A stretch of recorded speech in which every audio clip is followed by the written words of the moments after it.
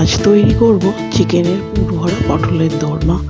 এর জন্য প্রথমে পটল ছাড়িয়ে ভিতর থেকে বীজগুলো বের করে নিয়েছি। এবার শিলে আমি মশলা বেটে নেব। ধনে, জিরে, দারচিনি, আদা, রসুন ভালো করে পেস্ট করে নিয়ে তুলে রাখবো। এবার পটলগুলোকে আমি কড়াই তেল দিয়ে ভালো করে লাল করে ভেজে তুলে রাখবো। দেওয়ার পরে আমি চিকেনটা প্রথমে মিক্সিতে পেস্ট করে নেব। চিকেনের টুকরো, আদা, রসুন, গোটা গরম মশলা আর পেঁয়াজ দিয়ে ভালো করে বেটে একটা পেস্ট করে নেব।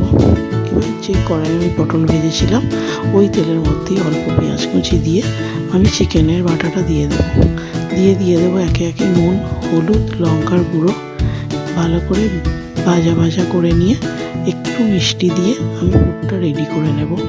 এবার ওই পুরটা রেডি করে তুলে রেখে আমি ভেজে রাখা পটলগুলোর ভিতরে পুরটা ভরে দেব।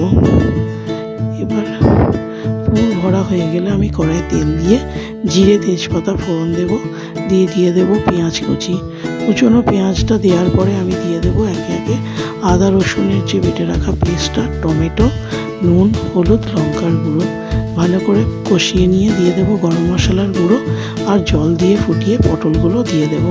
পটলগুলো ভালো করে ফুটে উঠলেই আমি নামিয়ে নেব। তৈরি হয়ে যাবে আমার চিকেনের পুর ভরা পটলের দোরমা।